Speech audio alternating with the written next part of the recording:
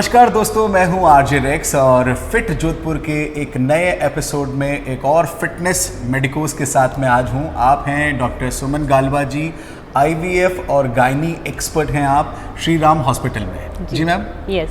तो सबसे पहले तो बहुत बहुत शुक्रिया हमारे इस शो में हमारे साथ जुड़ने के लिए। Thank you. आपको अभी देख रहा था मैं एक्सरसाइज करते हुए, वेट लिफ्टिंग करते हुए, और काफ़ी मेहनत करते हैं आप अपने फिटनेस के लिए। तो सबसे पहले हमारे जो व्यूअर्स हैं उन्हें ये बताइए कि आप अपने फिटनेस के लिए अपार्ट ऑफ एक्सरसाइज और क्या करते हो? मैं अपनी एक्सरसाइजेस के अलावा टेनिस खेलना मुझे बहुत पसंद है। उसके अलावा स्विमिंग भी मेरा पैशन है। अरे सो पिछले 2 सालों से तो नहीं कर पा रहे ज़्यादा, but I really love swimming and tennis. अच्छा, पर जो डॉक्टर्स की अगर हम समय सीमा की बात करें तो 24/7 उनकी सर्विसेज होती हैं। जी। तो ऐसे में कैसे आप अपनी फिटनेस के लिए जिमिंग के लिए भी टाइम निकाल लेते हैं, टेनिस के लिए भी, स्विमिंग के लिए भी? देखिए, ऐसा है कि फिट रहेंगे तभी आगे पूरा दिन जो है वो अच्छा जाएगा। तो मेरा एक ये बेसिक प्रिंसिपल है कि मॉर्निंग में I get up early, around 5-5:30 मैं उठ जाती हूँ। उसके बाद by 6 o'clock 6:30 I am in the gym. उसके बाद 1 घंटा जिम करती हूँ। तो since I am already active by that time, फिर पूरा दिन बहुत अच्छा जाता है। टाइम जहाँ तक निकालने की बात है, जिम तो बिल्कुल मेरे लिए कंपलसरी है। उसके अलावा जब भी टाइम मिलता है, फ्री टाइम होता है, तो मुझे लगता है कि मुझे ये हॉबीज़ परस्यू करने में बहुत अच्छा लगता है। वाह, दैट्स ग्रेट। और पेशेंट्स को देखने का समय कितना क्या रहता है आपका? देखिए, रूटीनली तो 10 o'clock से अराउंड 6-7 o'clock तक रहता है। जी। उसके अलावा इमरजेंसीज तो 24/7 हम लोगों को अटेंड करनी ही होती है। थोड़ा सा अपने बारे में हमारे व्यूवर्स को बताएं, कहाँ से आपकी बेसिक एजुकेशन रही और कैसे आप आज जिस मुकाम पर हैं वहाँ तक पहुँचे? जी, बेसिक एजुकेशन और बेसिकली मैं सीकर से हूँ। उसके बाद मैंने अपनी जो स्टडीज़ है MBBS, वो मैंने KMC मैंगलोर से की।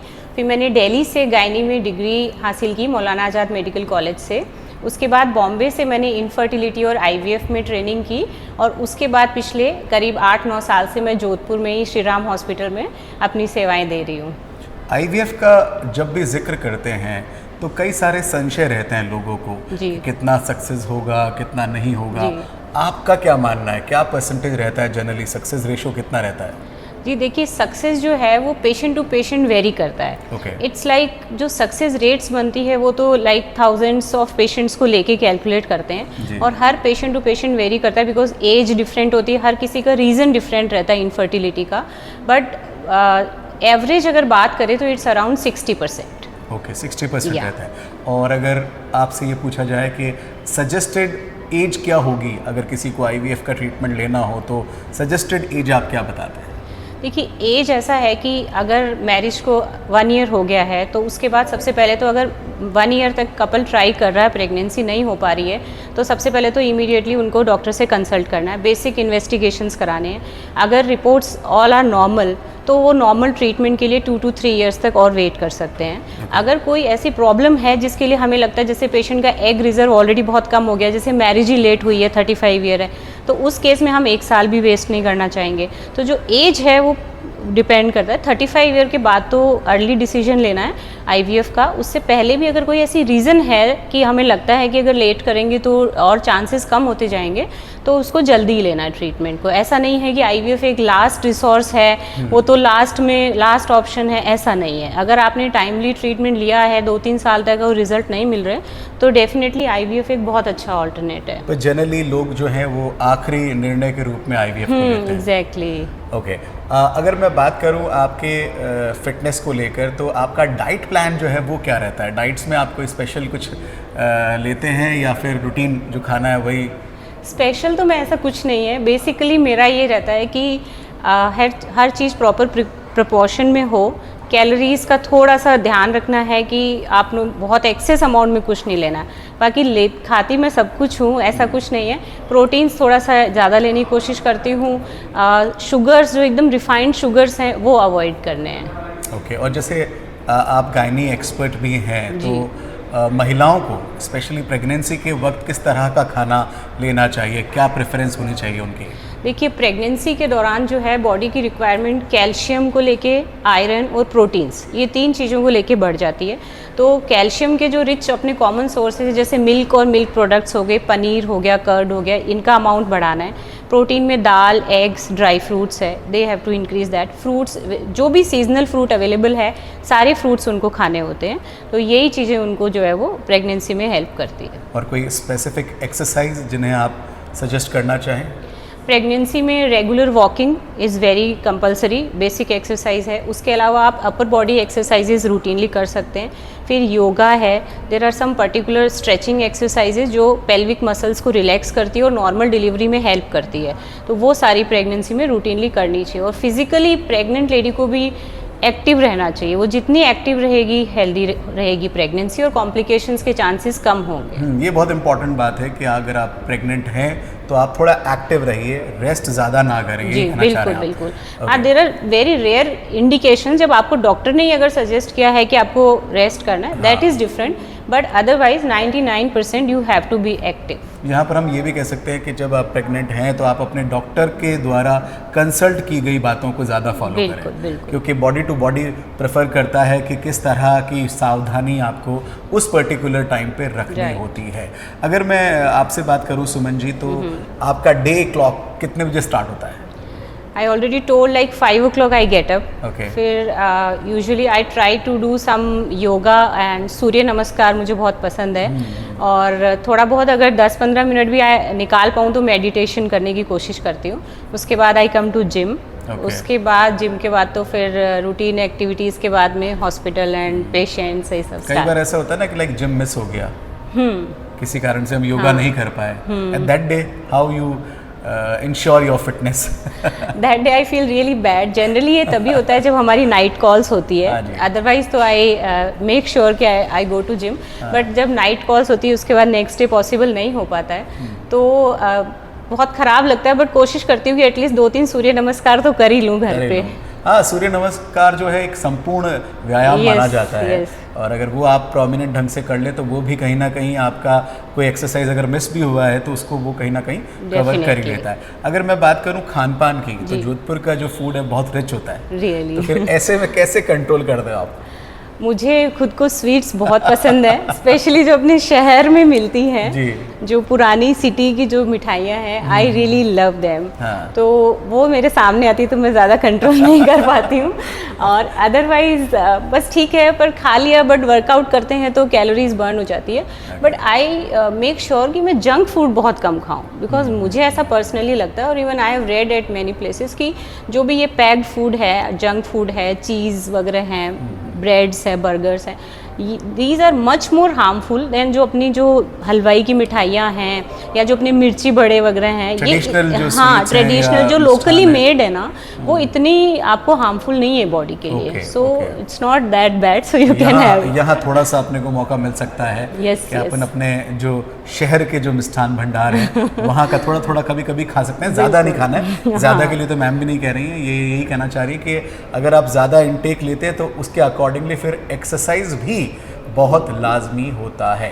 अगर मैं बात करूँ फैमिली की, तो कौन कौन है फैमिली में? मेरे हस्बैंड हैं डॉक्टर रजनीश गालवा, जो प्लास्टिक सर्जन हैं। अरे वाह। और 2 बच्चे हैं, बेटा जो है वो भी 6 में है, he is also a good tennis player. अरे वाह। और डॉटर अभी छोटी है, Aarna, she is just 5 years।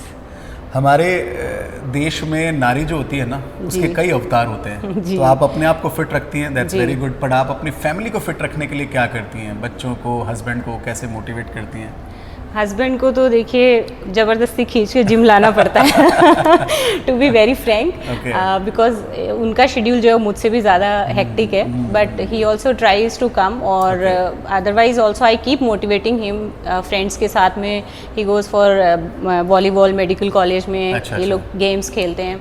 बेटा जो है he is also very much fitness pro, उसको बहुत पसंद है swimming, tennis, games and all, so he is also very active, and वो मुझे देखता है तो शायद उसको और अच्छा मोटिवेशन मिलता है कि जब करना चाहिए कुछ। Wow, that's great. तो एक माँ, एक डॉक्टर, एक पत्नी, सारे किरदार निभा रही हैं डॉक्टर सुमन गालवा जी।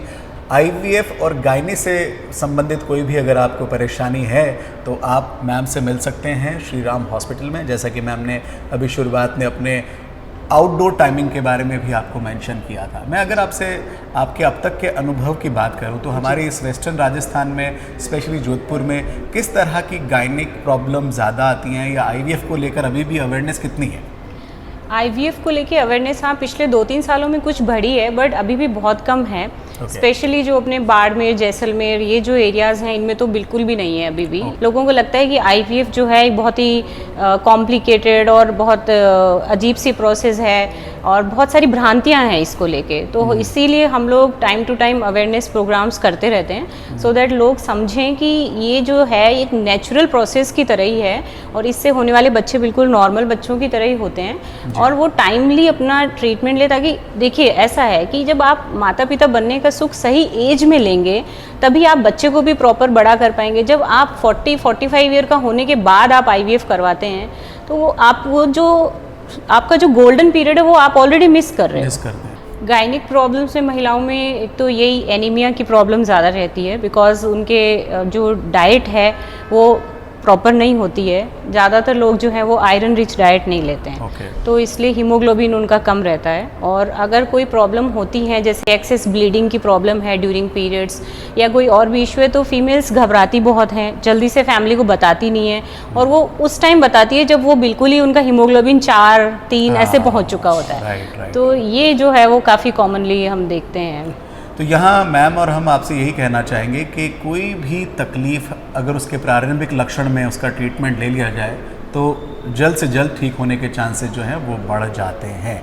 अपने आप को स्वस्थ रखें, मस्त रखें, फिट रखें, यही हमारा निवेदन है फिट जोधपुर के इस खास इंटरव्यू के माध्यम से। सुमन जी, एक रैपिड फायर राउंड हम खेलेंगे जहाँ जल्दी जल्दी आपको जवाब देना होगा। ओके। सबसे फेवरेट मूवी आपकी?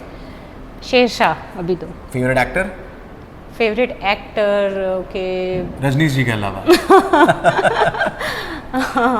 It's a difficult question. Aamir Khan. I like. Favourite actress? Favourite actress was rapid fire is no more rapid. फिर भी कोई एक नाम जो आपको पसंद हो? Sushmita Sen I really like. Okay. और जोधपुर में घूमने के लिए कौन सी जगह आपकी पसंदीदा है? बारिश के दिनों में मुझे कायलाना, सिद्धनाथ ये सारे बहुत अच्छे लगते हैं। और उसके अलावा तो Mehrangarh fort is very nice और जो जसवंत थड़ा है ये जगह बहुत अच्छी है। खाना या gym? Okay, gym. Gym after gym you take food or not? या आई टेक डेफिनेटली। ओके। और मेरा आखिरी सवाल आपसे ये है कि जिंदगी में आप खुद कभी बीमार पड़ते हैं जी, तो क्या करते हैं? मतलब किसको दिखाते हैं सबसे पहले? सबसे खुद ही दवाई ले लेते हैं? खुद ही लेते हैं वैसे तो, मोस्ट ऑफ द टाइम खुद ही दवाई ले लेते हैं। इसीलिए doctors are very bad patients, क्योंकि वो क्या करते हैं खुद ही अपना सेल्फ मेडिकेशन करते हैं। फिर जब प्रॉब्लम थोड़ी ज़्यादा लगने लगती है तो हम डेफिनेटली स्पेशलिस्ट को दिखा लेते हैं। हाँ, और कहीं ना कहीं इनकी जो एक एक्सपर्टीज़ है उसका इस्तेमाल करते हुए ये दवा लेते हैं। पर आप लोगों से मेरा अनुरोध यही है कि बिना डॉक्टर के कंसल्ट किए कोई दवा ना लें। बहुत बहुत शुक्रिया सुमन जी हमारे साथ जुड़ने के लिए और फिर जोधपुर के हमारे इस कार्यक्रम में हमारे साथ रहने के लिए। आपकी तरफ से जोधपुर वासियों के लिए या हमारे वीडियो देखने वालों के लिए क्या फिटनेस एडवाइस है? मेरी ये एडवाइस है कि हमें फिज़िकली और मेंटली दोनों तरह से हेल्दी और फिट रहना चाहिए। और अगर अपन फिट हैं, एक्टिव हैं, तो पूरा दिन अच्छा जाता है। इसलिए एक्सरसाइज के लिए तो टाइम निकालना ही चाहिए। कोई भी एक्सरसाइज, ज़रूर नहीं है कि आप किसी बड़े जिम में एक्सरसाइज करें, जहाँ पर भी आप कंफर्टेबल हों। योगा भी कर सकते हैं आप, मेडिटेशन भी एक बहुत बड़ी एक्सरसाइज है मेंटल हेल्थ के लिए। व्यायाम ज़रूरी है, मैम का यही कहना है। और अगर आप अच्छे जिम में जाते हैं तो वहाँ के जो इंस्ट्रक्टर हैं वो आपकी बॉडी के अकॉर्डिंगली आपको एडवाइस कर सकते हैं। बस यही एक बढ़िया जिम में आकर एक्सरसाइज करने का फ़ायदा है। और आज हम भी एक शानदार से जिम में यहाँ पर आए हुए हैं। क्या नाम है इस जिम का? Power club. पावर क्लब में हम हैं। बहुत बहुत शुक्रिया ma'am, thank you so much. Thank you so much, बहुत बहुत शुक्रिया। Thank you.